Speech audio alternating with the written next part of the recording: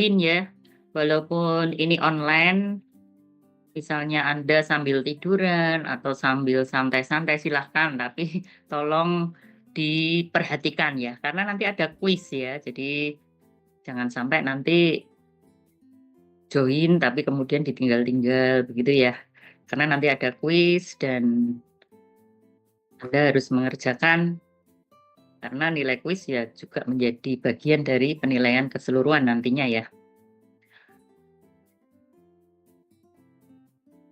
Ya, jadi ini memang saya mulai tetap jam 7.30 ya karena online, jadi Anda tidak perlu harus berangkat ke kampus, sehingga 7.30 tepat kita mulai saja. Ya, ini saya lihat sudah ada 59 yang join ya dari seluruh mahasiswa yang mengambil studio.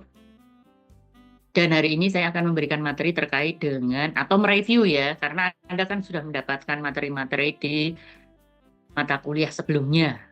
Nah, di perancangan kota Anda sudah diajari untuk menghitung ya. Jadi ada kriteria terukur ya. Di sana itu penting sekali dilakukan karena di dalam studio ini Anda mereview mengulang kembali perhitungan-perhitungan itu untuk menentukan yang namanya amplop bangunan. Nah, amplop bangunan inilah yang dimaksud 3 dimensi. Walaupun nanti pada akhirnya Anda akan membuat yang namanya perspektif ya. Perspektifnya macam-macam ya.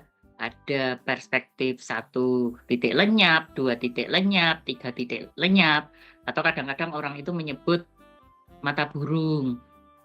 Atau ya mata burung itu karena burung itu kan di atas ya. Jadi kalau Anda membuat perspektif, ini digambarkan burung itu melihat lokasi Anda dari atas sehingga seluruh kawasan itu akan terlihat begitu ya kalau istilah mata burung itu. Itu sebenarnya juga menggunakan 2 titik lenyap ya, tetapi dari bagian atas. Ya, mungkin sebelum saya memulai materi hari ini ya, masing-masing tolong dicek untuk presensi ya, nanti pada dosen masing-masing, nanti saya akan share barcode untuk yang kelas saya setelah saya beri kuliah ya. Jadi nanti jam 9.15 Anda nanti diminta untuk mengisi atau mengerjakan kuis. Jadi selama 15 menit, setelahnya nanti ke kelas masing-masing untuk workshop, ya mungkin online juga ya, tergantung dari kesepakatan dengan dosen kelas. Apakah mau dilaksanakan hari ini ya workshopnya atau jam lain. Ya, jadi silahkan nanti menghubungi dosen kelas masing-masing untuk workshop ya. Kalau jadwal biasanya kan jam 9:30 ya mulainya ya. Nah, minggu lalu Anda sudah diberikan materi terkait dengan 2 dimensi ya. Di antara Anda di sini kira-kira kalau 2 dimensi ini wujudnya apa? Ada yang bisa menjawab? Silahkan. Walaupun ini online atau sambil tiduran belum mandi ya. Tapi Anda tetap harus tune in ya di sini. Silahkan. Ada yang tahu? 2 dimensi yang sudah diajarkan kemarin itu wujudnya, termasuk nanti yang akan Anda presentasikan dalam workshop, itu Anda harus membuat apa? Silakan. Ada yang bisa memberikan jawaban? Silakan. Siapa yang mau?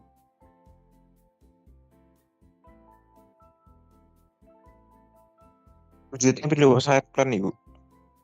Iya, ya, ya, Biden ya. Terima kasih ya sudah menjawab. Jadi hari ini nanti Anda akan menunjukkan yang namanya set plan-nya, karena itu 2 dimensi. Tentunya Anda sudah mulai ya, dari kemarin Anda sudah mulai mengerjakan hal ini. Seperti yang disampaikan oleh Bu Novia minggu lalu, nanti setelah UTS Anda itu sudah masuk ke manajemen. Jadi tolong sebelum UTS ini Anda fixkan desainnya ya.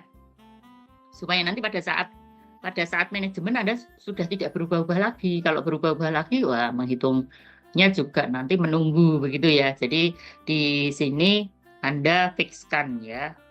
Menjelang mau Lebaran ini kan Anda sudah online ya, bisa saja diskusi lewat online dengan teman-teman untuk memfikskan yang namanya set plan. Nah, setelah set plan, Anda akan membuat yang namanya 3 dimensi ya. 3 dimensi ini biasanya Anda kemarin di ataupun di belum ya, di perancangan kota. Itu kan tinggal kalau Anda menggunakan SketchUp atau apa saja yang Anda pakai untuk membuat perspektif itu ya, itu kan langsung kelihatan 3 dimensinya. Nah, tapi di sini harus Anda perhatikan 3 dimensi itu ataupun yang nanti Anda tunjukkan dalam bentuk 3 dimensi itu berdasarkan dari perhitungan apa saja ya. Jadi jangan sampai nanti asal begitu ya. Nah, makanya pada saat di analisis kriteria terukur, Anda betul-betul perhatikan. Di sini ada yang tahu ya, kira-kira atau nanti sajalah. Ini mungkin nanti banyak yang join juga ya. Nah, di sini mungkin dari Anda sampai hari ini ya, karena targetnya untuk workshop hari ini adalah set plan ya. Jadi ya, Anda nanti akan menunjukkan lebih detail dari set plan Anda. Dan jangan lupa konsep yang sudah Anda pilih, jangan sampai Anda tinggalkan. Seperti kalau di kelas B dan D saya ingatkan selalu ya, yang namanya konsep itu tidak sekedar konsep dipilih yang bagus, yang indah-indah, kalimatnya menarik, begitu tidak ya. Tapi betul-betul nanti wujud dalam desain Anda itu seperti apa ya. Nah, makanya nanti coba Anda setelah membuat analisis-analisis sebelumnya, kemudian membuat set plan.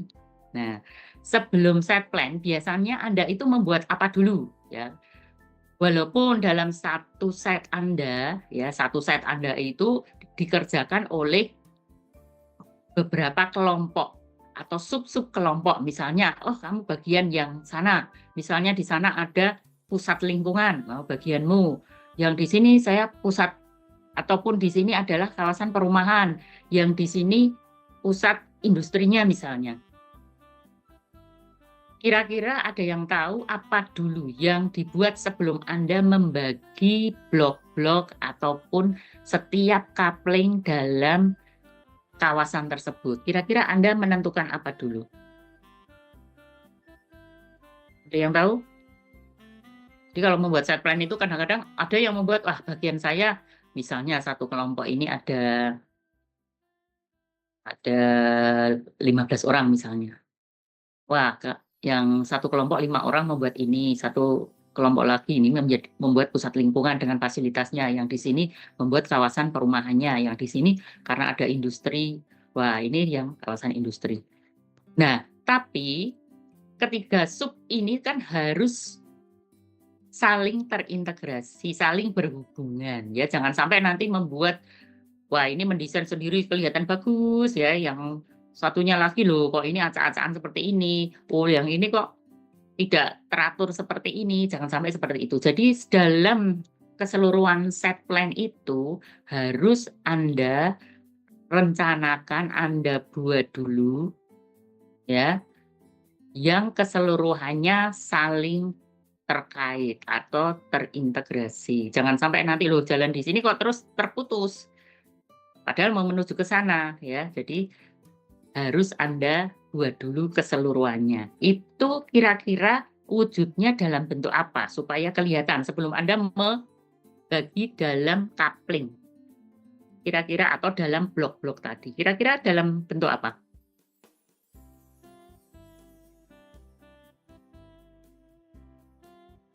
Anda kan tahu yang namanya struktur ruang kawasan ya dan pola ruang ya. Itu kira-kira terlihatnya dari apa? Paling gampang orang mengenali atau melihat struktur dan pola ruang kawasan ya, struktur ruang kawasan dan pola ruang kawasan itu dia akan terlihat indah, bagus, dan dia langsung bisa tahu, oh ini pusat lingkungannya. Nah, kemudian, oh di sini ternyata untuk aktivitas rekreasi. Oh di sini perumahan. Orang itu langsung bisa mengenali seperti itu ya. Kira-kira apa yang pertama kali Anda buat kalau Anda mau membuat tadi set plan tadi supaya kelihatan. Mungkin dulu waktu di perencanaan tapak juga saya sudah sampaikan ya. Setelah Anda membuat analisis-analisis sebelum masuk ke set plan, Anda membuat struktur dan pola ruang kawasan. Itu yang paling kelihatan. Itu kira-kira apanya?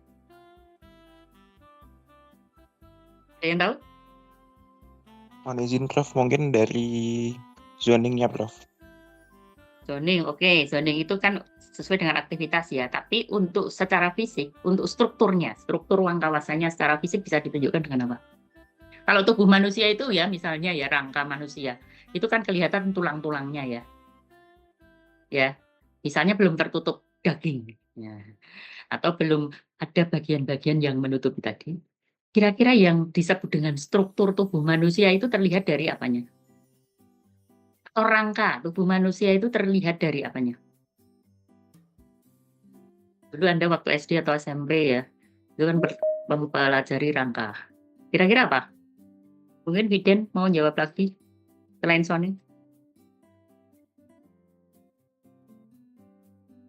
Pola ruang kawasan, struktur ruang kawasan akan bisa terlihat dengan jelas.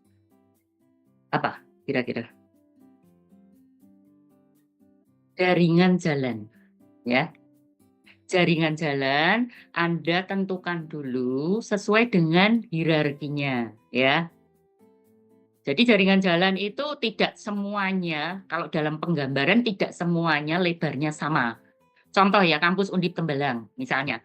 Anda masuk dari Jalan Ngesrep menuju ke Widyapura ya, dari misalnya pintu masuknya itu dekat dengan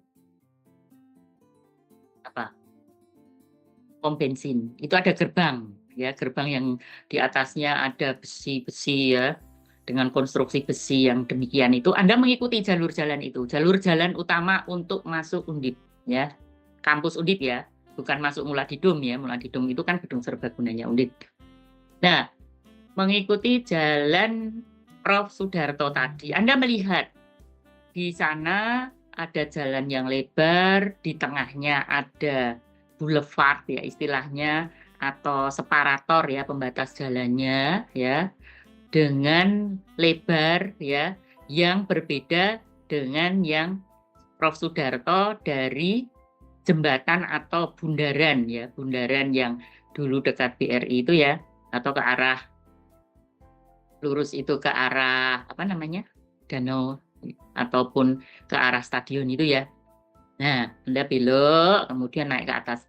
Itu kan Anda menikmati jalan tersebut tentunya berbeda dengan jalan yang berada di depan PWK atau samping PWK atau sampingnya apa namanya, teknik sipil atau depannya arsitektur, kan berbeda ya. Nah, itu kan Anda tunjukkan di dalam set plan Anda. Hierarki jalan di kawasan yang Anda rancang itu seperti apa ini? Supaya orang itu bisa tahu, oh ini ternyata main entrance atau pintu masuk utamanya mulai atau dari sini. Nah, karena apa? Dari bentuk jaringan jalan tadi dengan dimensi yang berbeda, dengan rancangan yang berbeda, tampak berbeda ya dari atas misalnya set plan kan 2 dimensi. Itu kelihatan. Ada boulevardnya, kemudian ada pembatasnya. Di situ bisa 2 arah begitu ya. Berbeda dengan jalan-jalan lainnya. Nah, itulah yang tadi saya sampaikan bahwa dalam set plan sebelum Anda membagi dalam bentuk coupling yang kecil, ya setiap set itu tadi dibagi-bagi lagi, Anda menentukan dulu jaringan jalannya, hierarkinya seperti apa. Mungkin ada yang lebarnya 20 meter, tapi tengahnya ada boulevardnya. Kemudian samping kanan kiri jalan tersebut ada pedestriannya untuk pejalan kaki. Dalam pedestrian ada jalur ya untuk pejalan kakinya, ada area untuk street furniture misalnya duduk sejenak. Nah, Anda tidak usah jauh-jauh ya. Anda kan setiap hari kuliah di PWK ya. Anda lihat itu. Sekarang jalur jalan utama Prof. Sudarto ya, sampingnya PWK atau sekarang itu sudah menjadi bagian yang bagian yang ditata lebih bagus ya. Anda kan melihat di situ sudah pedestriannya atau jalur pejalan kakinya sudah dibuat sangat lebar, kemudian di sana juga disediakan tempat-tempat untuk duduk ya. Kemudian ada pepohonan ya, yang walaupun saat ini belum begitu rindang, tetapi sudah ditanam ya. Nah, itu kan berbeda dengan jalur jalan lainnya. Nah, sehingga di dalam rancangan Anda harus Anda tunjukkan. Itulah yang menunjukkan jalur jalan utama kawasan Anda. Dari hierarkinya, oh dia paling tinggi misalnya dalam kawasan tersebut ya. Berbeda dengan di bagian lain misalnya. Nah, misalnya tadi saya sebutkan 20 meter, tapi ada perangkat ataupun ada elemen-elemen lainnya yang berada di jalan tersebut. Ya, jadi ada jalan untuk kendaraan bermotor, ada jalur untuk sepeda, ya kalau Anda lihat ya, ada jalur untuk pejalan kaki, ada jalur hijau untuk peneduh, ada street furniture, begitu ya. Ada penerangan jalan ya, jalur untuk penerangan jalannya dan lain sebagainya. Nah, inilah yang harus Anda buat dulu dalam set plan tadi ya. Jadi hierarki jalan itu menjadi hal penting yang harus Anda tentukan supaya kalau kita membuka set plan Anda itu kelihatan, oh ini. Terus pusat dari seluruh kawasan itu akan juga kelihatan karena dari struktur dan pola ruang tadi juga tampak di set plan-nya. Akan kelihatan misalnya, oh pusatnya di sini, ada yang dibuat setengah lingkaran, atau segi 8, segi 6, silakan. Itu memiliki karakter yang berbeda ya untuk struktur dan pola ruangnya pada bagian tersebut, sehingga orang itu akan mengenali.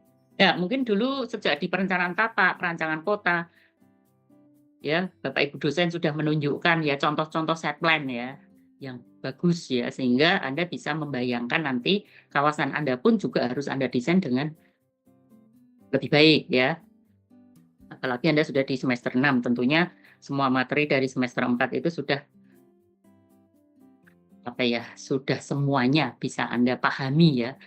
Nah, kemudian setelah Anda tahu dalam kawasan tersebut Anda buat jaringan jalan sesuai dengan hierarkinya ya, misalnya dari 20 meter nanti masuk ke bagian yang agak sempit atau berkurang lebarnya menjadi 16 meter, masuk lagi menjadi 12 meter, masuk yang lebih dalam lagi menjadi 8 meter sampai pada lingkungan perumahan misalnya hanya 6 meter misalnya ya.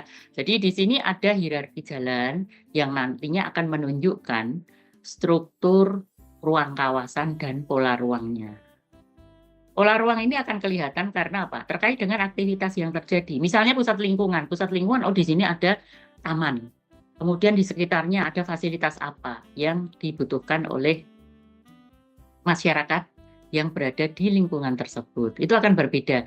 Kalau yang perumahan kan mesti Anda ada coupling misalnya ya, kemudian Anda bagi ya. Ada site kemudian Anda bagi coupling-coupling kelihatan ya, oh ini perumahan. Oh, kawasan industri beda lagi ya. Karena apa? Karena di situ akan kelihatan dari site kemudian pembagian couplingnya berbeda dengan yang perumahan. Oh, di sini lebih lebar. Kemudian di sini ada khusus ini misalnya untuk industri yang menghasilkan limbah. Nah, berarti ada IPAL-nya dulu. Nah, IPAL itu di mana? Nah, jadi ada hal-hal yang harus Anda perhatikan di sini. Atau misalnya kampung nelayan seperti kemarin misalnya ada aktivitas pengasapan ikan. Ya, pengasapan ikan itu juga menghasilkan limbah. Ya, limbah dari pencucian ikannya dulu ya. Sebelum kemudian akan dijemur, kemudian diasap. Nah, itu kan airnya netes-netes ke bawah itu ya. Kalau yang kemarin kondisi atau kenyataan yang ada itu kan langsung ke tanah. Nah, itu kan mencemari ya. Apalagi baunya juga seperti itu ya. Nah, bagaimana Anda menata lingkungan tadi ya yang ideal ya. Kalau kita merancang itu kan memang yang sesuai dengan standar yang baik, yang ideal begitu ya. Sehingga perancangan tersebut juga akan menghasilkan desain yang baik. Nah, itulah ya, ini sekilas ya terkait dengan kalau Anda membuat set plan, Anda juga harus melihat atau menyusun dulu yang namanya struktur ruang dan pola ruang kawasan yang Anda tunjukkan dalam bentuk jaringan jalan, ada hierarkinya, dan di sini juga akan kelihatan ya dari struktur dan pola tadi akan kelihatan kira-kira ini untuk penggunaan apa saja ya, penggunaan lahan apa saja misalnya, seperti itu ya. Bisa dipahami? Ini saya hanya mengulas untuk 2 dimensi, karena nanti dari 2 dimensi ini Anda akan melangkah ke yang disebut 3 dimensi. Kira-kira untuk membuat 3 dimensi, tadi di awal sudah saya sampaikan ya, apa saja yang harus Anda perhatikan? Analisis apa saja yang harus Anda perhatikan? Ada yang bisa menjawab di sini? Ini review itu berarti kan mengulang ya, merefreshkan kembali, mengingatkan kembali ya, supaya Anda itu nanti ingat, oh kalau mau membuat 3 dimensi itu harus memperhatikan ini, berarti perhitungan apa saja ini. Nah, itu analisis apa yang digunakan di dalam menyusun nantinya 3 dimensi? Ada yang tahu? Atau mungkin Anda berpikirnya kalau 3 dimensi itu mesti ada hubungannya dengan amplop bangunan. Nah, amplop bangunan itu masuk dalam analisis apa? Ada yang tahu? Amplop bangunan. Ayo, walaupun masih rip-rip. Ya, mungkin ingat ya. Bisa Kalau Anda menjawab mau analisis terukur, Ibu. iya. Siapa ini tadi? Hauna? Iya, saya Hauna, Ibu. Oh, iya, betul ya Hauna. Jadi analisis kriteria terukur karena di sana Anda menghitung semuanya ya. Itulah yang nantinya akan Anda tentukan amplop bangunan. Nah, amplop bangunan inilah yang disebut sebagai 3 dimensi. Jadi kalau Anda membuat perspektif tidak sekedar menarik-narik dulu waktu Anda di mana kalau di perencanaan tapak belum ya. Perancangan kota mungkin ya ada bagian yang belum Anda fikskan sesuai dengan ya dalam membuat 3 dimensi itu belum sesuai dengan perhitungan-perhitungan. Nah, ini harus Anda cermati ya. Jadi analisis kriteria terukur yang sudah Anda lakukan itulah bagian penting yang nantinya akan Anda susun menjadi amplop bangunan kawasan ya. Jadi akan kelihatan Anda menentukan ketinggian, menentukan garis sempadan bangunan, menentukan area-area yang misalnya supaya tidak lembab. Itu kira-kira apa ya? Kalau jarak antar bangunan supaya wah, ini jaraknya terlalu dekat ini, padahal bangunan vertikal sangat tinggi. Nah, kalau ini ditarik bayangan sinar matahari, ternyata ada bagian yang tidak terkena sinar matahari, sehingga dia menjadi lembab, begitu ya. Kalau terus-menerus, itu ya tidak sehat, ya. Nah, di sini harus Anda perhatikan apa saja yang mempengaruhi amplop bangunan. Itu penting sekali, ya. Jarak antar bangunan tadi apa sebutannya? Ada yang tahu dalam kriteria terukur? Anda menghitung apa? Nah, ada yang tahu? Jarak antar bangunan itu perhitungannya menggunakan apa?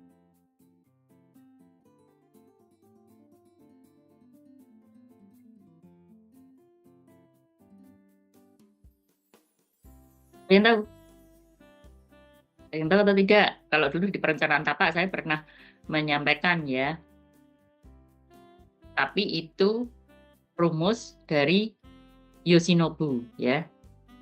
Yoshinobu Ashihara itu kan hanya menunjukkan ya misalnya 2L, 3L yang paling ideal itu jarak yang berapa begitu ya.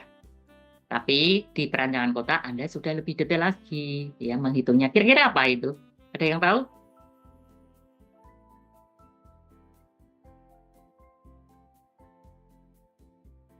Halo, halo. Ingat apa itu? Ada yang Mungkin tahu? garis padan bangunan ya.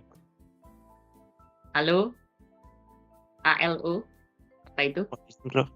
Mungkin garis sempadan bangunan atau setback. Sempadan bangunan, setback. Apa? ALO tadi yang saya sebutkan itu apa? Itu yang terkait dengan pembayangan ya. Jarak tadi Anda harus menghitung alonya ya.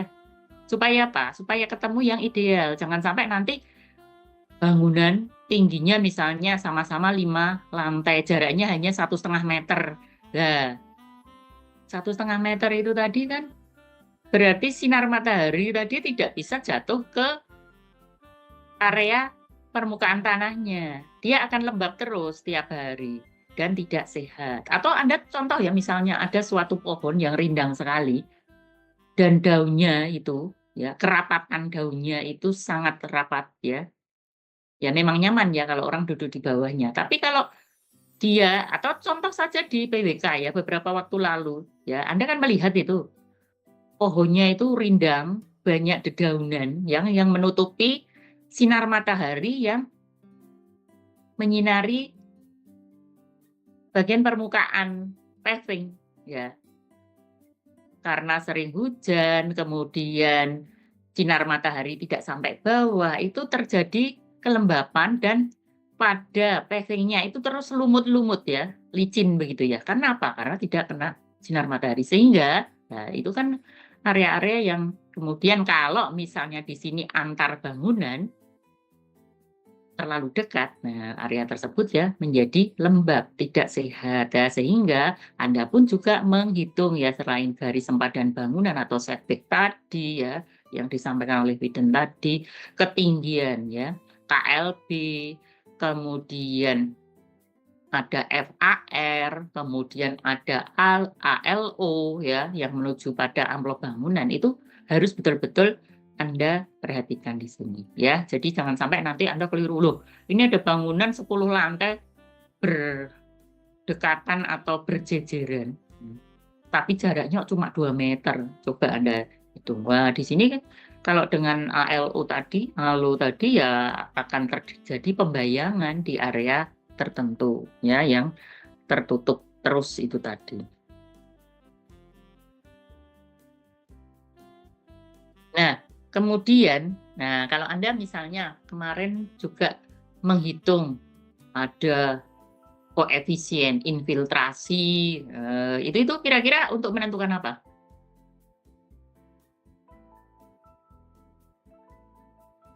KDB, Prof. Apa? KDB, ya. Ya, Nayaka ya. Ya, KDB. Ya, jadi Anda juga harus melihat ya koefisien dasar bangunannya itu kira-kira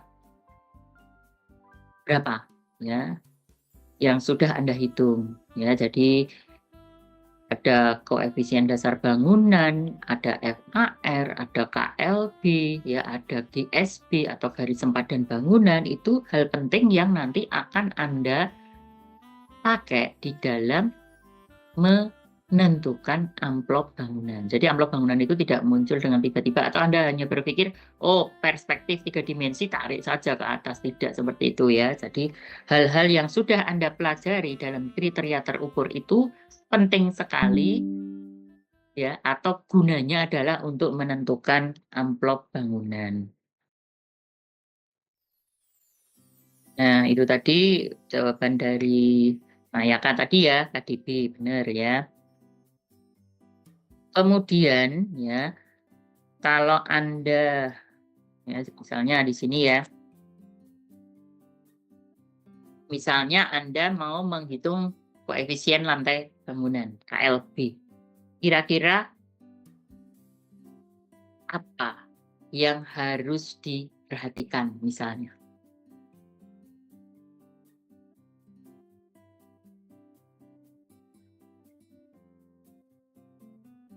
Kira-kira apa saja yang harus Anda perhatikan kalau Anda mau menentukan ya KLB atau koefisien lantai bangunan. Nah, harus memperhatikan apa saja ini. Karena masing-masing lokasi itu bisa saja berbeda ya. Kira-kira kalau lokasi bangunan di pusat kota dengan pinggiran, ya, sama atau Beda. tidak? Tidak tentunya ya. Kemudian kalau misalnya dari tipe rumah misalnya ya, ada rumah yang tipenya tunggal, ada yang apa namanya deret. Deret itu dindingnya saling menempel ya dengan tetangganya ya. Kemudian kalau misalnya dia ketinggiannya berapa nantinya ya dengan sebelahnya ya. Jadi di sini harus Anda perhatikan bahwa koefisien lantai bangunan atau KLB tadi juga ditentukan karena ada faktor-faktor tadi, misalnya ya lokasinya ya. Lokasinya dia berada di mana? Di pusat kota yang padat atau Anda kemarin kan studionya kan kampung-kampung kota. Kampungnya itu berada di mana ini ya? Walaupun kemarin di Tegal itu tidak ada bandara ya, tapi Anda juga berpikir misalnya, oh lokasi di sini dekat dengan bandara, berarti ada ketentuan-ketentuan ya yang harus diperhatikan di sini ya dalam menentukan KLB-nya juga, ketinggian bangunannya juga ya. Kemudian kira-kira kepadatan penduduk mempengaruhi atau tidak?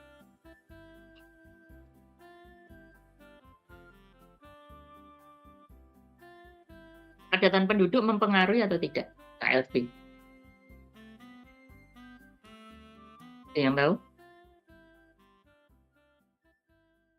Misalnya, Anda kemarin kan kampung-kampung kota ya, dan banyak juga ya yang merupakan kampung yang padat. Anda melihat sudah survei di sana ya, sudah masuk ke dalam ya, kampung yang berada di kota seperti di tempat saya. Ya, tempat saya itu juga kampung di kota Semarang ya, dengan Simpang 5 cuma 3 menit ya.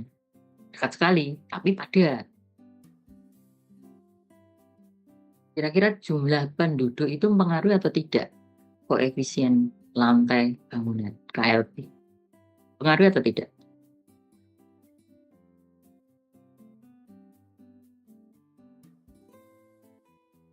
Yang bisa menjawab? Yang pertama tadi Anda bisa melihat bahwa KLB juga ditentukan dengan lokasi ya. Kemudian tipenya ya, bangunannya seperti apa ini ya. Anda mau tunggal satu lantai atau deret atau mungkin ada apartemen, rumah susun ya. Kira-kira jumlah penduduknya mempengaruhi atau tidak ini? Nah, ini menjadi hal yang nanti harus Anda pikirkan ini ya. Saya tidak akan memberikan jawaban apakah penting atau tidak, coba nanti Anda pikirkan ya. Kemudian tentunya Anda di dalam mendesain itu juga ada yang namanya ruang terbuka hijau atau RTH. Ya, karena ada ketentuan sesuai dengan Undang-Undang Penataan Ruang ya. Apalagi sekarang juga sudah ada peraturan baru juga ya. Ya. Jadi Undang-Undang Penataan Ruang tetap dipakai ya, nomor 26 tahun 2007 tentang ruang terbuka hijau ya. Tapi juga Anda perhatikan ada Permen ya, Permen ATR BPN nomor 14 tahun 2022 ya, yang di sana diatur ya yang namanya taman lingkungan atau ruang terbuka hijau ya, biasanya yang berupa taman itu mulai dari rimba kota, hutan kota, kemudian ada taman tingkat kecamatan, ada taman tingkat kelurahan, ada taman tingkat RW, ada taman tingkat RT ya, dan bahkan RT pun sekarang ya itu juga ada ketentuan Ya, sehingga kalau Anda misalnya merencanakan dan merancang lingkungan permukiman, Anda lihat untuk perumahan di tingkat RT pun di sini seharusnya disiapkan yang namanya RTH tingkat RT, ya. Nah, ada yang tahu kira-kira untuk ruang terbuka hijau sesuai dengan Undang-Undang Penataan Ruang itu berapa persen? Ada yang tahu? 10%. Berapa? Ibu, Ruang kalau terbuka hijau. misalkan izin menjawab Ibu, kalau misalkan di rumah pribadi itu makan 10%, tapi kalau misalkan dari perumahan yang kawasan tuh biasanya bisa 30 atau 40 tergantung dari kepadatan bangunannya Ibu. Ya, jadi kalau ketentuan dalam Undang-Undang Penataan Ruang itu di sana 30% ya, yang namanya RTH. Tapi dari 30% itu, yang 20% itu RTH publik, yang 10% itu RTH private. Jadi kalau misalnya Anda membuat suatu kawasan industri secara keseluruhan, dia harus memenuhi yang namanya RTH tadi yang ditentukan. Kalau dia punya site, punya coupling ya, luasnya berapa misalnya? Misalnya PTA misalnya punya luas lahan 1000 hektar. Nah, sesuai dengan ketentuan untuk private-nya dia harus 10%. Itu RTH private-nya. Ya, kalau RTH publiknya ya keseluruhan ya. Tapi bisa juga yang namanya RTH private dipakai untuk publik, bisa saja, tapi kepemilikannya kepemilikan private. Misalnya ya perusahaan tadi punya lahan yang sangat luas, kemudian dia ingin menyediakan ruang terbuka hijau ataupun taman atau ruang publik tadi untuk masyarakat di sekitarnya. Jadi lahannya milik dia, tetapi kemudian fasilitas ruang terbuka publiknya tadi bisa berupa taman atau lapangan olahraga bisa dipakai oleh umum ya, tidak hanya dipakai untuk private-nya saja. Misalnya seperti itu. Jadi kepemilikan private tetapi bisa dipakai oleh publik. Tapi ketentuan yang mengikat tadi kalau misalnya private ya harus 10% ya. Itu minimal ya. Misalnya rumah sakit ya, rumah sakit itu juga ada ketentuan itu RTH dia untuk private-nya ya 10% ya. Ya kalau yang publik ya keseluruhan ya itu 20%. Jadi di dalam Undang-Undang Penataan Ruang itu kan ada ketentuan 30% ya untuk ruang terbuka hijau. Nah, ini pun juga nanti akan kelihatan dalam 3 dimensi, mana area-area yang terbuka ya dalam kawasan Anda, mana area-area terbangun dengan ketinggian bangunan tertentu ya akan menunjukkan amplop bangunan. Setelah Anda buat perspektif atau 3 dimensinya akan kelihatan ya. Kemudian ya misalnya Anda pada kawasan Anda itu ada jalan arteri primer misalnya. Nah, arteri primer ini klasifikasinya itu jalan yang bagaimana ini? Ya, kan ada ketentuan ya.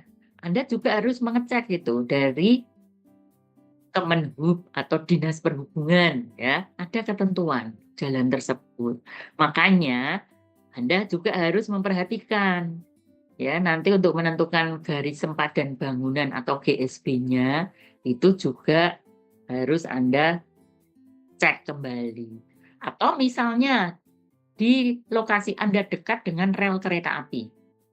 Itu sudah ada ketentuan ya.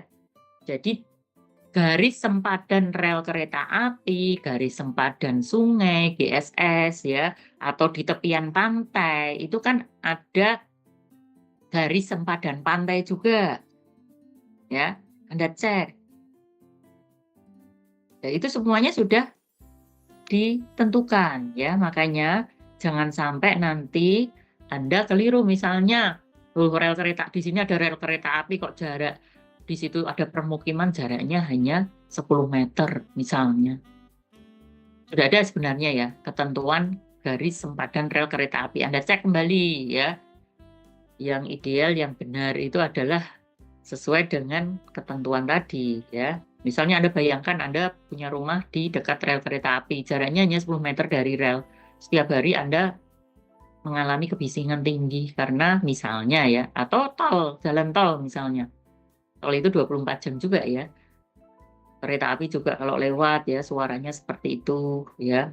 Atau di dekat dengan sungai. Nah, jangan sampai nanti nempel di sungainya ya. Ada garis sempadan sungai ya. Atau di dekatnya misalnya ada sutet misalnya. Nah, di saluran utama tegangan ekstra tinggi. Nah, itu juga sudah ada ketentuan ya. Makanya Anda jangan sampai nanti lepas atau tidak melihat ketentuan-ketentuan tadi ya, karena itulah nanti juga akan menentukan yang namanya amplop bangunan ya. Jadi garis sempadan bangunan, garis sempadan rel kereta api, garis sempadan sungai, garis sempadan pantai misalnya ya, atau sutet misalnya, ini penting Anda perhatikan. Karena apa? Karena garis sempadan itu nanti akan menentukan juga yang namanya amplop bangunan ya. Nah, kemudian misalnya Anda tadi sudah saya sampaikan ya, Anda misalnya mau menghitung ya, tadi tentunya jarak antar bangunan atau supaya area tersebut tidak saling berdekatan, kemudian ada pembayangan ya, bayangan yang membuat area di bawahnya tadi selalu lembab karena tidak pernah terkena sinar matahari tadi ya. Jadi Anda mungkin tidak asing dengan istilah tadi, saya sudah menanyakan ya tadi sampai saya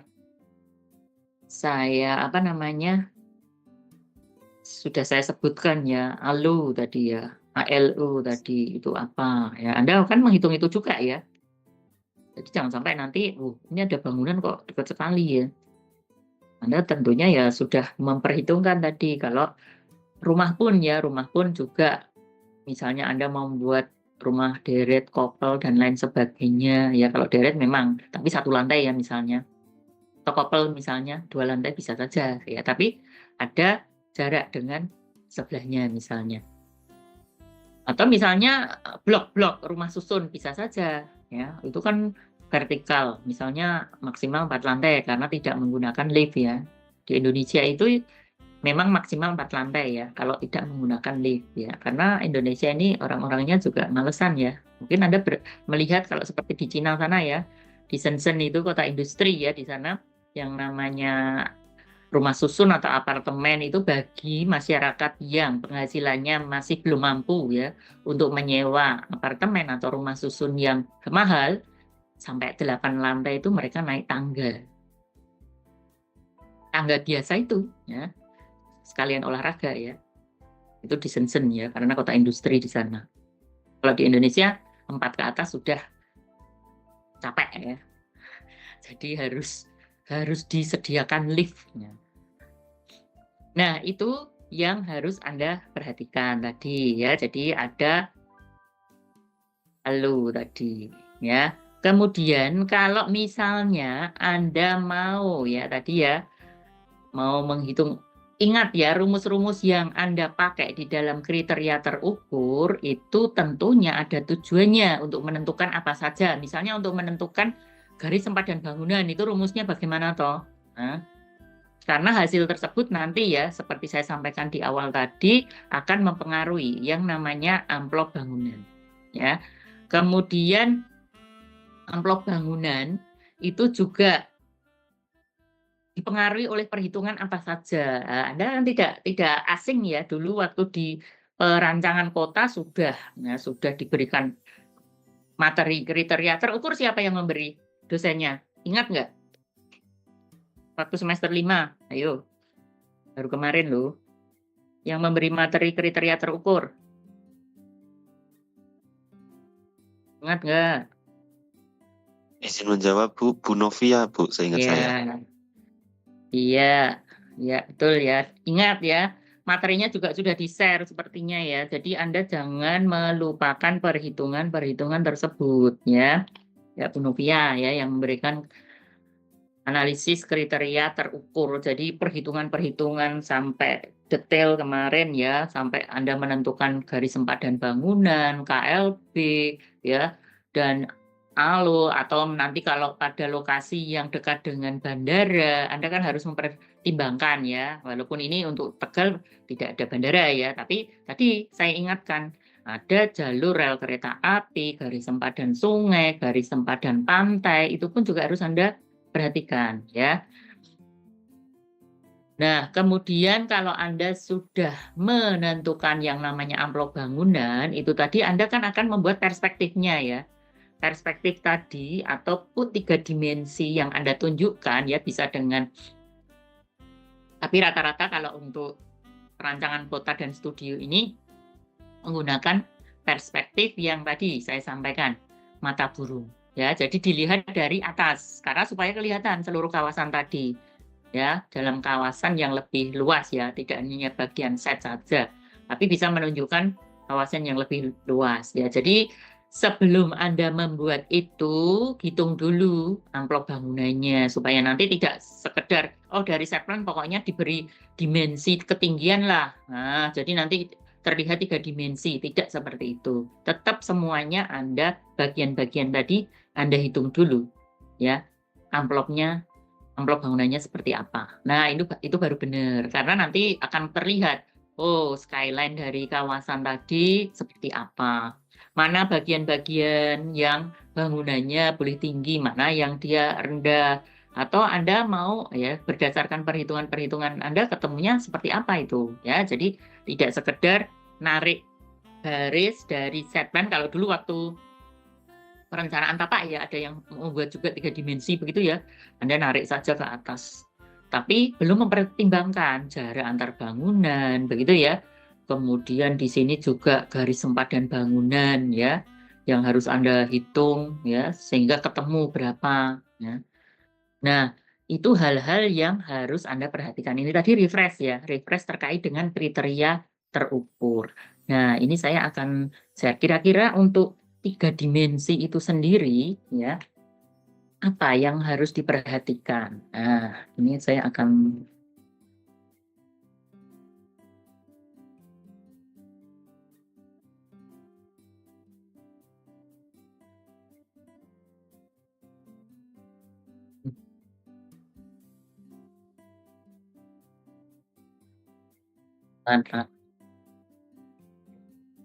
sudah terlihat di sana? Udah Ibu. Oke ya. Jadi untuk 3 dimensi kawasan ya.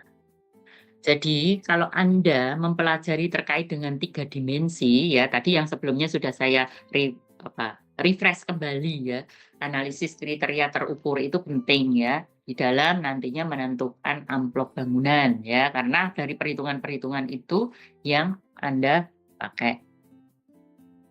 Nah, di sini 3 dimensi kawasan rancang kota itu akan merepresentasikan secara visual ya, dalam 3 dimensi. Jadi kalau Anda membuat set plan saja, orang belum bisa membayangkan kira-kira ketinggian bangunan ini seperti apa, skyline kawasan bagaimana, jarak antar bangunan ini kenyataannya bagaimana, GSB-nya ya. Jadi belum bisa membayangkan seperti itu. Nah, dengan 3 dimensi ini, karena Anda kan sudah menghitung tadi ya, misalnya ditunjukkan dengan panjang, lebar, tinggi, ya, atau kedalaman, ya, misalnya seperti itu, ini akan memvisualisasikan lingkungan perkotaannya, atau infrastrukturnya misalnya. Di sini Anda menggunakan misalnya sistem ducting misalnya, ya, jadi di bawah tanah semua untuk jaringan, ya, jaringan infrastruktur ya, misalnya listrik, air bersih, telepon atau fiber optik ya misalnya, atau gas sekarang ya, atau jaringan infrastruktur lainnya ya, air bersih dan lain sebagainya ya, banyak ya. Itu seperti apa? Itu pun juga harus Anda lihat ya, kondisi dari lingkungannya seperti apa, memungkinkan atau tidak. Tapi ya memang kalau yang terlihat rapi itu memang sistem ducting ya, di bawah tanah ya semuanya. Nah, infrastrukturnya seperti apa, tata masa bangunannya pun juga nanti akan kelihatan dengan 3 dimensi ini. Misalnya, tidak semua bangunan di sana itu bentuknya persegi panjang. ya 4 persegi panjang, tapi ada yang bujur sangkar, ada yang lingkaran, ada yang segi 8, segi 6, misalnya seperti itu. Nah, itu Anda menatanya seperti apa? Kalau nanti sudah diwujudkan dalam 3 dimensi, itu akan lebih kelihatan nyata, begitu ya. Jadi sudah real, begitu ya, walaupun ini dalam bentuk gambar, tapi orang sudah bisa melihat atau membayangkan nantinya akan seperti apa. Termasuk kalau misalnya Anda merencanakan dan merancang suatu jalur pejalan kaki pada jalan utama kawasan, misalnya jalur jalan utama kawasan. Contoh misalnya, tadi sudah saya sampaikan, Jalan Prof. Sudarto ya, yang berada di samping atau bagian Menyerong yang sekarang bagian depan Menyerongnya PWK itu ya, samping itu. Anda bayangkan kalau Anda berada atau berjalan di sepanjang jalur tersebut, kalau dengan 3 dimensi, gambar 3 dimensi akan bisa membayangkan, oh di sini jalan dengan lebar sekian, orang merasa tidak sesak begitu ya, karena jalannya lebar, di tengahnya ada boulevard atau separator ya yang berupa area hijau tadi ya ditanami, yang ada tulisannya bermartabat, bermanfaat itu ya. Kemudian, oh di sini ada pepohonan ya, yang nantinya akan menjadi peneduh bagi pejalan kaki. Nah, kira-kira tingginya berapa ini ya? Karena juga ada ketentuan-ketentuan ya, kalau misalnya Anda merencanakan suatu kawasan atau lokasi yang di sana ada aturan-aturan lokal ya, seperti contoh di Bali misalnya. Itu juga ada aturan lokal ya. Ketinggian bangunan itu tidak boleh melebihi kalau di daerah pantai ya, tingginya pohon kelapa misalnya. Ya, jadi ada aturan lokal yang mungkin menjadi bagian yang ditaati oleh masyarakat setempat. Bisa saja ya, jadi ini saya tidak mengkhusus pada Tegal saja, bisa saja Anda membayangkan di lokasi lain. Atau pada kawasan pecinan misalnya. Kawasan pecinan, masyarakatnya punya feng shui. Ya, feng shui dalam penataan ruang. Kemudian ada atau tidak ini terkait dengan vegetasi. Makanya kemarin ya Anda ada yang lokasinya di Kampung Pecinan ya. Nah, di situ mungkin ada hal-hal spesifik yang dipercaya atau menjadi kepercayaan bagi masyarakat etnis tersebut ya, dalam mengatur ruang atau memilih jenis tanaman. Bisa saja vegetasi ya. Tapi tentunya vegetasi itu juga harus disesuaikan dengan kondisi lingkungan di sana. Jangan sampai Anda, wah ini bagus ini, ditanami jenis ini karena best practice-nya misalnya tabebuya itu kalau berbunga indah sekali, cocok atau tidak ini daerah pantai yang kondisi tanahnya demikian, kemudian airnya juga mungkin sudah terintrusi air laut menjadi asin ya. Jadi Anda untuk memilih jenis vegetasi pun nanti jangan sampai keliru ya. Pada kondisi Anda hanya berpikir yang indah-indah tetapi tidak memperhatikan kondisi fisik lingkungan ya. Jadi tetap dicek walaupun Anda nanti tidak menyebutkan jenis atau nama tanamannya, tetapi karakter yang seperti apa ini yang paling tepat. Karena untuk nama tanaman ya tentunya ada ahlinya sendiri ya. Tapi Anda bisa merekomendasikan atau membuat arahan vegetasi yang sesuai dengan karakter kondisi fisik lokasi Anda. Ya, misalnya, daerah panas seperti ini ya. Mungkin Anda pernah, wah kalau di Bandungan itu tanaman kok indah-indah, cantik-cantik begitu ya. Bisa subur bagus di pot-pot itu kelihatan indah. Anda beli banyak. Kemudian saya pernah soalnya ya. Kemudian saya bawa di Semarang. Daerah saya itu kan daerah panas ya. Wah, baru 2 minggu sudah pada kering. Padahal ya sudah disirami terus ya. Harus ada peneduh ya di atasnya supaya tidak langsung terkena sinar matahari. Nah, ini pun juga harus Anda cek ya. Jadi kemudian Anda pun juga dengan 3 dimensi tadi itu bisa mensimulasikan dampaknya nantinya seperti apa. Anda di sini kan merancangnya untuk 20 tahun yang akan datang ya. Dan Anda sudah melakukan perhitungan-perhitungan terkait dengan proyeksi jumlah penduduk, fasilitas ya. atau kemungkinan-kemungkinannya seperti apa. Misalnya ya, kemarin makanya pada saat Anda mau membuat konsep itu kan sudah menentukan atau sudah mengidentifikasi potensi dan permasalahan. Nah, Anda melihat misalnya daerah pantai di Tegal, ini rata-rata di Pantura ini ya, mengalami penurunan tanah ya, land subsidence, kemudian ada abrasi, ada intrusi air laut, ada pasang ya, apa namanya, rob ya, banjir rob begitu ya. Anda juga harus perhatikan itu ya. 20 tahun yang akan datang akan menjadi apa? Misalnya mengalami penurunan setiap tahun itu 3 cm atau 5 cm ini. Anda bayangkan. Nah, selain ada antisipasi ya, misalnya ini harus ditanami mangrove. Nah, misalnya ya area ini untuk melindungi ya, memitigasinya itu bagaimana pada area-area yang memiliki permasalahan-permasalahan tersebut ya. Jadi Anda juga harus memikirkan seperti itu. Jangan sampai nanti kondisi existing seperti ini 20 tahun yang akan datang lebih parah misalnya ya. Anda harus berpikir misalnya ada penurunan tanah. Kemarin waktu survei ya di Jongor ya, saya sempat ngobrol dengan Pak RT-nya itu ya. Untuk saat ini kalau hujan itu ya kadang-kadang ada sedikit genangan air, tapi kita tidak tahu 20 tahun yang akan datang bisa saja semakin tinggi ya. Atau contoh misalnya Anda sudah pernah jalan-jalan ke Tambak Lorok Semarang ya. Coba dicek gitu ya. Misalnya ada yang sudah pernah jalan-jalan ke sana, itu setiap hari jam 10 pagi saja sudah mulai rob di sana. Sekarang semakin parah ya. Dulu itu sore robnya, jam 4 sore begitu ya. Nah, sekarang jam 10 pagi air itu sudah ngejar ya.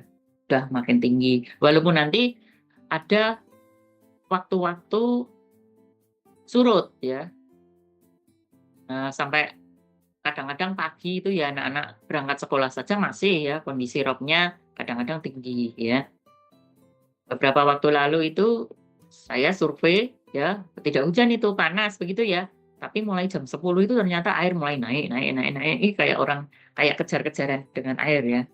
Nah, di sana ada ruang pertemuan ya berupa panggung begitu ya, yang kemudian kita bisa berkumpul di sana ya karena ada kegiatan ya tersebut. Nah, ini pun Anda juga harus pikirkan ya kondisi existing dari lokasi yang akan Anda rancang, kira-kira potensi dan permasalahannya saat ini seperti apa. Supaya 20 tahun yang akan datang, jika rancangan Anda ini dipakai, itu masih relevan sesuai dengan kondisi yang dihadapi tadi. Ya, jangan sampai nanti semakin parah atau malah semakin buruk begitu ya.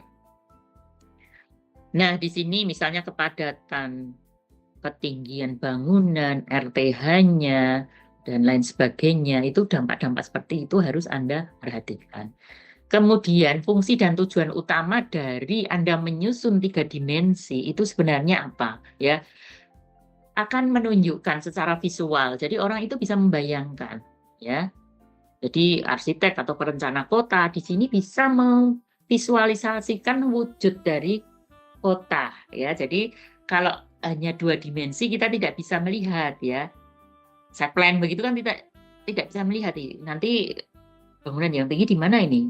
Terus bangunan yang tinggi sama-sama tinggi ini kalau berdekatan, wah kira-kira 3 dimensinya atau tampak atau seluruh kawasan ini akan menjadi seperti apa ya. Jadi di sini memvisualisasikan wujud kota ya yang diharapkan atau dari rancangan tersebut itu seperti apa.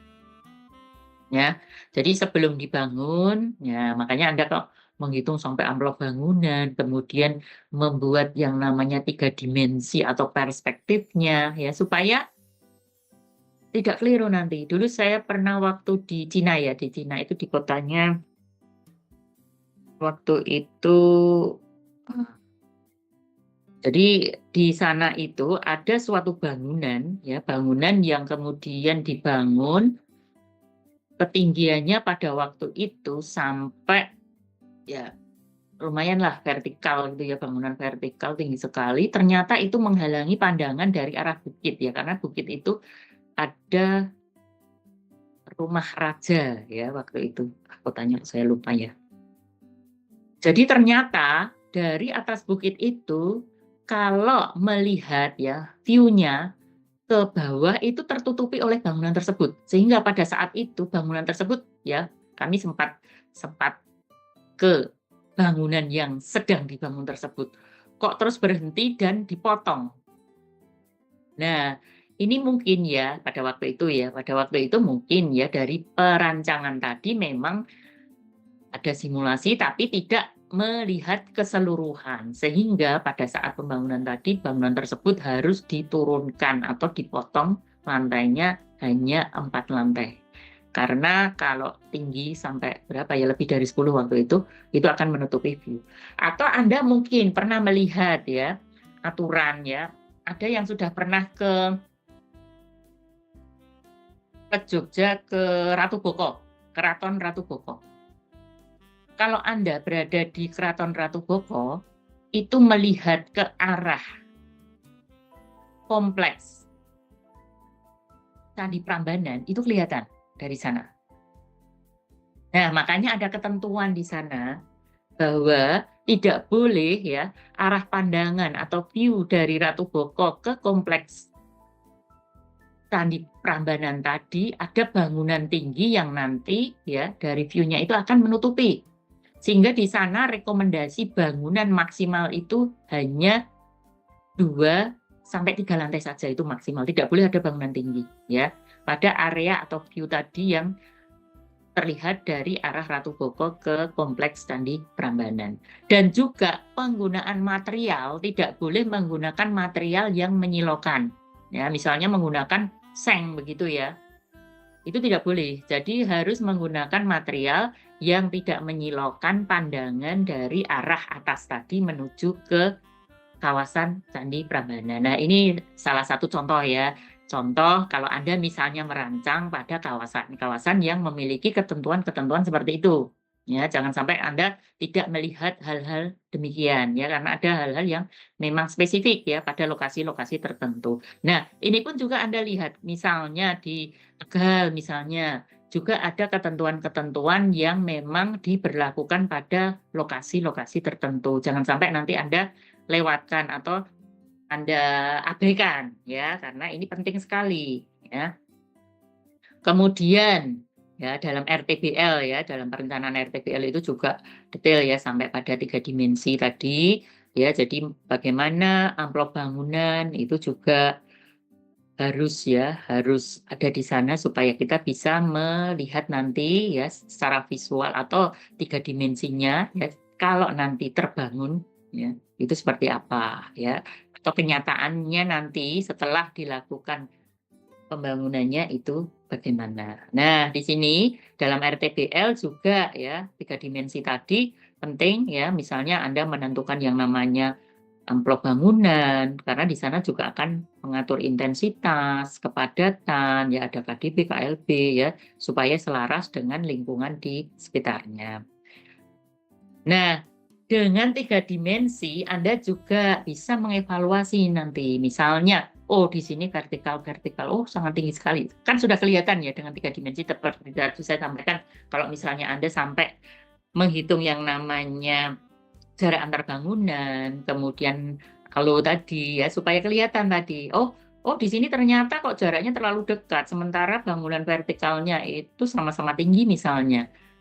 Nah, di sini ada koreksi atau ada evaluasi ya. Jadi dengan 3 dimensi itu Anda bisa melakukan hal-hal seperti ini. Misalnya evaluasi vertikalnya atau horizontal bangunannya, kemudian kira-kira simulasi dari sirkulasinya seperti apa ya. Karena Anda menentukan GSB pun kan juga berdasarkan dengan sirkulasi ya. Jadi transportasi ya, jalur ataupun moda yang ada di sana sampai Anda kan menentukan misalnya menggunakan kendaraan dengan kecepatan sekian, berhenti dan lain sebagainya sehingga ketemu yang namanya GSB. Apalagi kalau pada area-area pertigaan, perempatan begitu ya.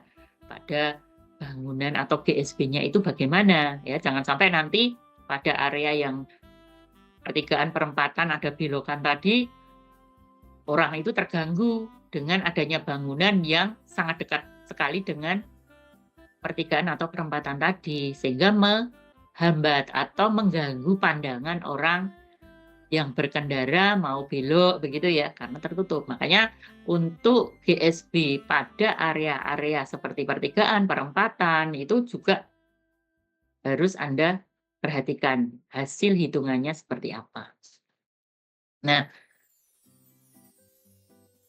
kemudian komponen dalam model 3 dimensi kota ya, jadi ada model bangunan atau level of detail ya. Jadi di sini LOD itu akan menampilkan yang namanya bentuk dari bangunannya itu seperti apa kira-kira ya. Walaupun Anda tidak detail pada bangunan ya, tapi bentuknya itu kira-kira seperti apa. Yang mendetailkan nanti ya bisa ada bagiannya tersendiri, misalnya arsitek misalnya. Tapi paling tidak bentuk bangunan itu ya misalnya dengan masa yang bagaimana. Nah, masa bangunan kan dulu waktu Anda di perencanaan tata kan sebelum Anda ya, setelah Anda membuat set plan ya, itu masa bangunannya, tata masa bangunannya itu bagaimana? Kan semuanya kalau hanya kotak-kotak 4 persegi panjang itu kan bosan ya. Mesti ada bagian-bagian tertentu yang ingin Anda tampilkan atau menjadi landmark suatu kawasan dengan masa bangunan yang berbeda tampilannya. Bisa saja. Atau Anda kalau misalnya di kampus Undip Tembalang, itu yang paling berbeda sendiri itu yang mana? Ada yang tahu kira-kira dalam kompleks kampus Undip Tembalang, masa bangunan yang paling berbeda itu di mana? Kalau Anda melihat gedung kuliah kan ya rata-rata ya segi itu ya, 4 persegi panjang atau ada yang bujur sangkar. Kira-kira yang berbeda yang mana itu? Ada yang tahu? Kalau misalnya Anda melihat ya, melihat perspektifnya ya, kampus Undip Tembalang atau Anda kadang-kadang sudah ditampilkan ya misalnya dalam Instagram atau dalam medsos itu ya. Kampus Undip Tembalang secara keseluruhan itu. Yang berbeda itu masa bangunan.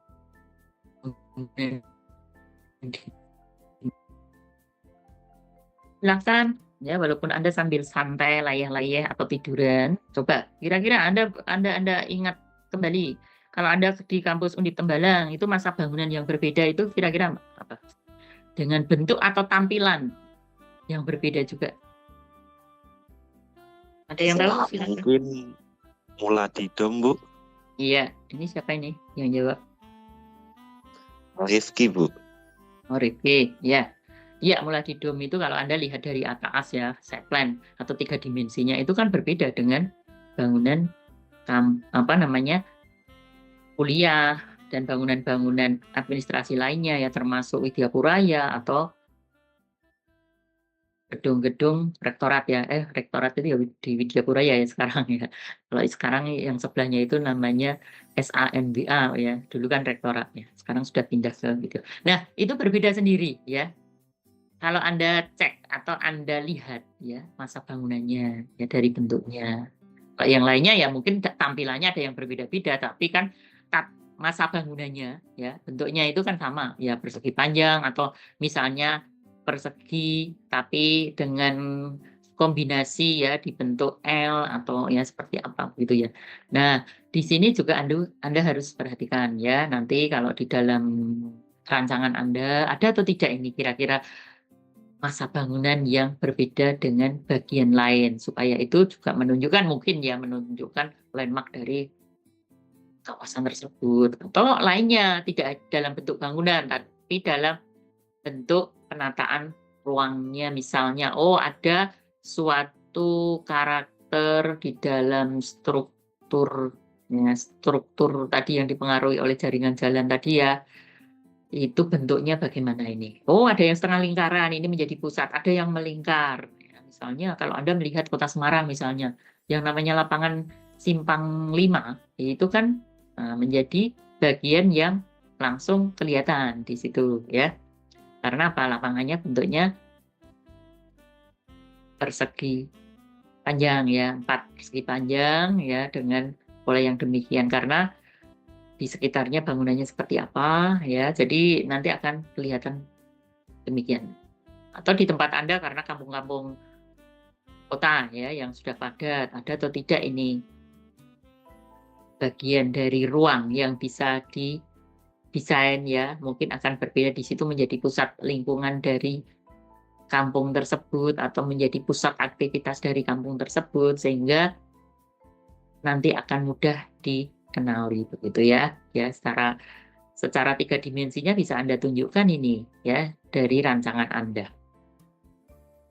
Ya, jadi di sini bisa bentuk bangunan tinggi atau volume ya.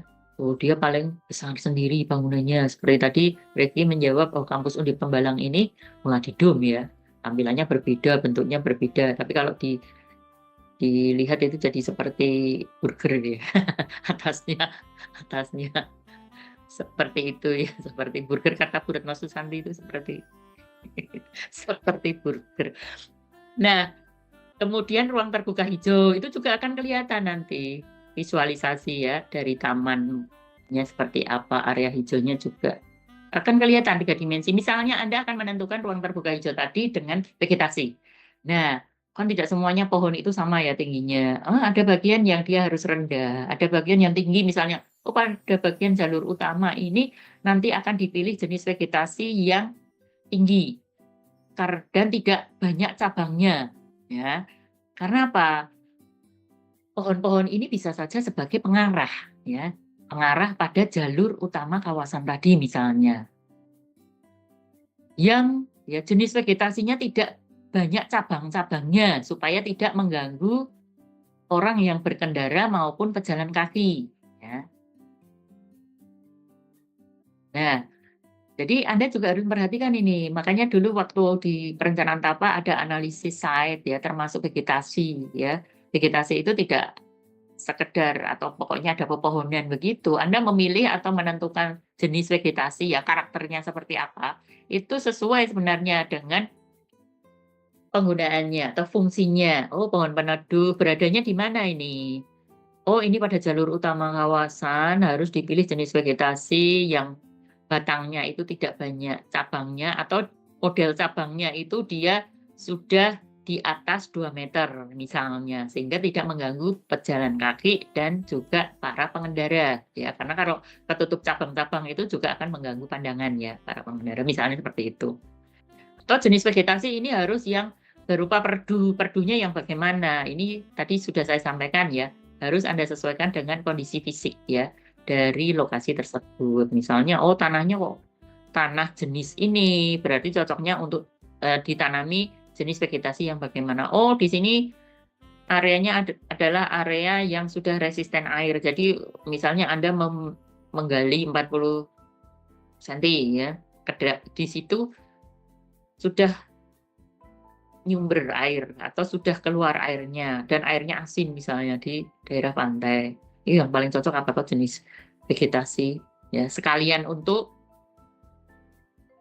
mitigasinya misalnya.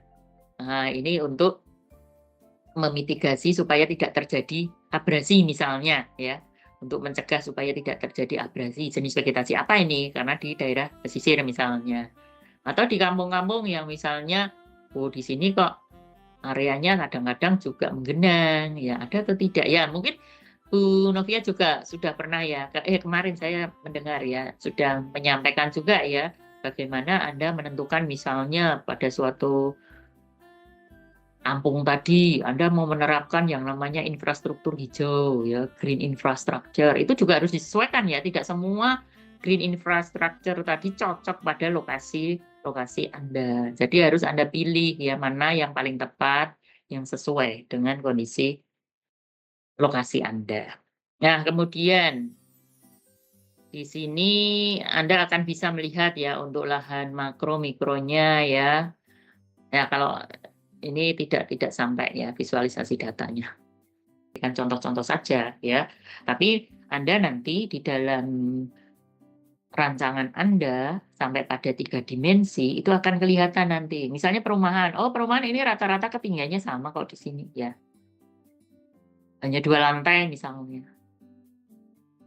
Oh, pohonnya ini tadi saya sampaikan juga. Anda bisa melihat ini pohonnya kok berbeda ya dari 3 dimensinya.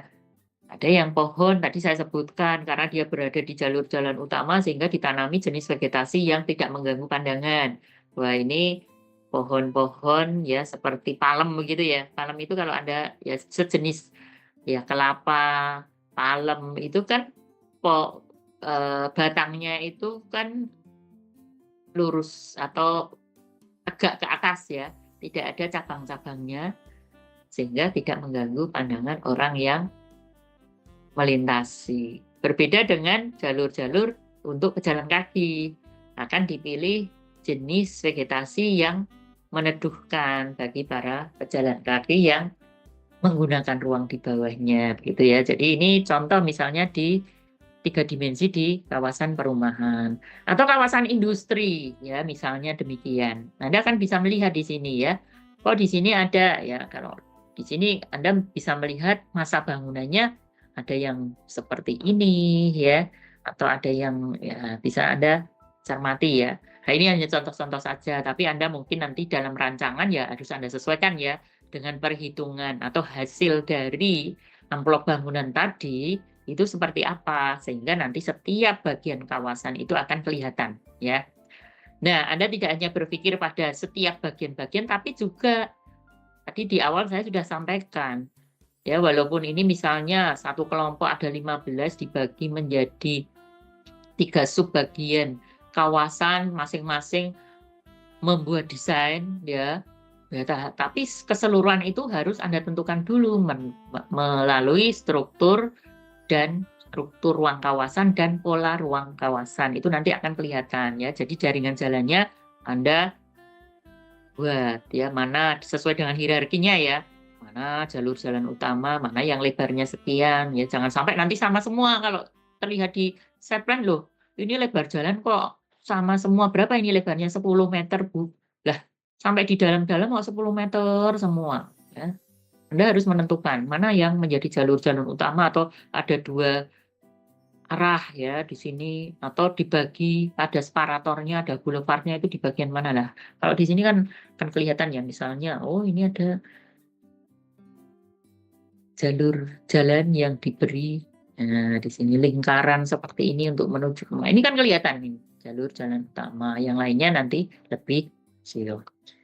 Atau pelabuhan misalnya, nah, ada kawasan pelabuhan karena misalnya tadi ada garis sempadan pantai misalnya, tidak boleh mepet banget, apalagi kalau sudah mengalami abrasi ya, ada permasalahan-permasalahan seperti itu. Bagaimana Anda mengantisipasi atau memitigasi ya supaya tidak semakin parah misalnya, oh di sini ya, nah, ini contoh saja ya. Tapi implementasi yang di Tegal tentunya akan berbeda juga ya, kira-kira bagaimana nanti Anda merancangnya ya, misalnya ada ruang terbuka. Ini untuk antisipasi kalau nanti misalnya kalau ruang terbuka di situ tidak ada kegiatan atau aktivitas yang settle ya, misalnya untuk permukiman, industri dan lain sebagainya, perkantoran misalnya, bisa saja didesain demikian. Atau di sini kampung nelayan misalnya, ya ini contoh 2 dimensi, 3 dimensinya seperti ini ya. Jadi bagaimana kampung nelayan tadi juga ya, kan tetap membutuhkan, walaupun kalau Anda melihat saat ini ya, kemarin kalau kita melihat di Pelabuhan Jonggol, kemudian Pelabuhan Tegal itu, walaupun ada kepadatan ya, rumah-rumah penduduk di sana tetap ada area-area terbukanya ternyata ya. Jadi bagaimana Anda juga merancang ya yang ideal, yang sesuai dengan kebutuhan dan juga standar yang baik ya. Makanya dulu sejak dari perencanaan tata Anda menggunakan SNI, terus ada kebijakan yang mengatur ya, kebijakan lokal yang mengatur, itu juga harus diperhatikan. Nah, inilah contoh-contoh yang bisa Anda lihat ya.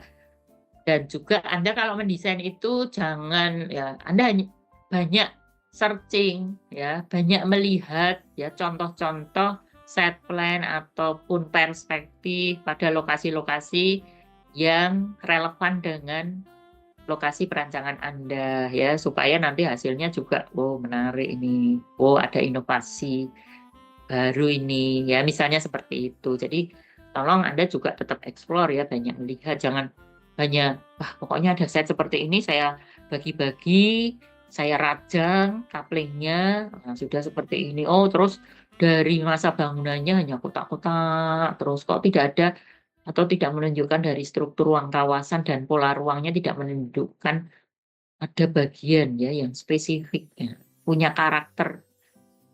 Jangan lupa lagi kembali pada konsep yang sudah Anda pilih ya. Jangan sampai nanti dengan konsep berbeda hasilnya mirip-mirip atau hampir sama. Perumahan ya wis gitu-gitu aja. Ya misalnya atau kawasan industri atau kawasan yang kemarin itu seperti pelabuhan ya, pelabuhan Jongor ataupun pelabuhan Tegal itu kan ada pengolahan ikan ya di sana. Itu seperti apa itu? Jangan hanya nanti terus ketemunya gudang, terus tempat untuk cold storage-nya, terus hanya seperti itu saja. Kan juga butuh ruang-ruang ya untuk rekreasi dalam lingkungan tersebut ya. Ada ruang-ruang untuk fasilitas ya dalam lingkungan tersebut. Ya, saya kira demikian ya untuk materi review hari ini. Mungkin di antara Anda ada yang mau bertanya atau silahkan ada yang mau menyampaikan. Bentar.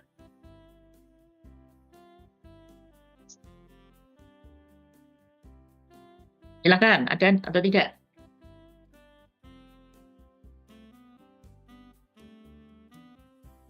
Ya, jadi nanti 3 dimensi tadi di awal sudah saya sampaikan ya, apa saja yang harus Anda perhatikan. Perhitungan-perhitungan di dalam analisis kriteria terukur itu penting ya, untuk menentukan amplop bangunan. Nah, amplop bangunan itu menjadi dasar Anda nanti untuk 3 dimensi seluruh kawasan itu seperti apa ya. Karena itulah yang memvisualisasikan realnya nantinya ya, walaupun saat ini masih berupa rancangan atau gambar desain ya. Apa saja yang harus diperhatikan ya, tadi sudah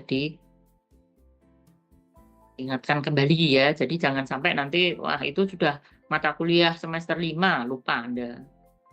Atau Anda menyusun analisis kriteria terukur atau menghitung sekedar pokoknya ada hitungannya sesuai dengan persyaratan atau sesuai dengan TOR ya. Tidak, ya, itu penting untuk menuju pada 3 dimensi ini ya.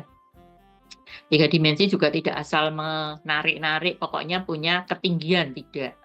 Karena semuanya harus berdasarkan pada perhitungan yang kemudian Anda hasilkan amplop bangunannya, setiap bagian kawasan. Tadi kalau semuanya Anda gambarkan dalam set Anda, itu akan menjadi seperti apa itu secara visual ya. Jadi seperti aslinya itu bagaimana nanti kawasan Anda begitu ya. Kalau ada bangunan yang tinggi atau masa bangunan yang dia luas ya dibandingkan dengan bangunan-bangunan lainnya ya, tentunya kan masa bangunannya juga bentuknya berbeda-beda ya, bisa saja perumahan seperti ini. Terus untuk industrinya pengolahan ikan demikian. Untuk pengasapan, untuk penjemuran ikan itu harus ada apa saja. Ya jangan dilupakan loh ya itu. Jangan sampai Anda dari kondisi existing-nya seperti itu ya, dibuat sama hanya diperbaiki sedikit ya. Ada ketentuan-ketentuan seperti tadi saya sampaikan. Pembersihan ikan atau apa namanya, mencuci tadi ya, itu kan juga ada limbahnya. Masa seperti yang sekarang ada dibuang di saluran biasa begitu ya. Atau pada saat menjemur ikan yang masih basah, wah itu airnya netes-netes ke bawah. Nah, itu kan baunya seperti itu. Ada atau tidak ini? Suatu penyelesaian. Atau di kampung-kampung yang padat ya. Kemarin nggak ada Cikrik ya, kampung Cikrik, kampung Cinan ya, kampung Arab itu ya. Coba ada karakter apa atau ada sesuatu ya masa bangunan yang berbeda dibandingkan lainnya. Kalau di Pecinan sih hanya kelenteng ya kemarin kalau yang bisa dilihat, tapi lingkungan sekitarnya ataupun ruang-ruang yang ada di sekitarnya juga harus Anda pertimbangkan. Ya tentunya sesuai dengan konsep yang sudah Anda pilih ya. Ada pertanyaan? Nanti untuk kuis itu saya berikan jam 9.15 ya. Sampai setengah 10-15 menit ya. Setelahnya sesuai dengan kesepakatan dengan dosen masing-masing apakah workshop langsung atau ada apa namanya hari lain atau jam lain ya, silahkan hubungi dosen masing-masing. Ya kalau untuk kelas B, D ya langsung saja ya nanti ya. Dan hari ini jangan lupa ya sesuai dengan TOR itu Anda sudah menunjukkan set plan ya. Karena materi hari ini untuk workshop, kalau minggu depan masih libur ya. Lebaran ya masih. Untuk workshop yang akan datang. Ya, supaya nanti pada saat Anda setelah UTS sudah masuk ke manajemen. Jadi fikskan desain sebelum UTS semuanya ya. 2 dimensi, 3 dimensi ya. Konsep ya, konsep matang ya. Jangan sampai nanti konsep hanya sekedar tulisan yang mendasari atau yang mempercantik laporan Anda, tetapi betul-betul implementasinya dalam bentuk desain seperti apa ini ya. Ada pertanyaan sampai di sini?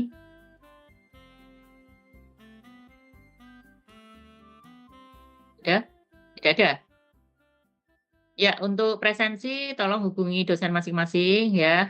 Mungkin sudah ada yang memberikan atau share barcode, yang kelas saya belum ya. Ini nanti saya share setelah ini. Ya, saya kira kalau tidak ada pertanyaan lagi, ada atau tidak? Ini karena online biasanya ya memang walaupun sambil tidur atau sudah ketiduran, ketiduran lagi. Sudah cukup? Semuanya? Dari saya cukup, Bu. Sudah cukup. Ya, ini terima kasih Bu Retno Susanti sudah join juga. Ya, Sami-sami Bu Rina. Ya, jika sudah cukup semuanya, mungkin break 15 menit, nanti 9.15 kuisnya bisa dibuka dan silahkan dikerjakan. Ya, setelahnya silahkan untuk kelas masing-masing menghubungi dosen apakah langsung workshop hari ini atau ada jam diganti jam lain ya, silahkan hubungi masing-masing. Untuk kelas saya langsung ya nanti 9:30 ya. Jangan lupa target untuk workshop hari ini menunjukkan set plan-nya.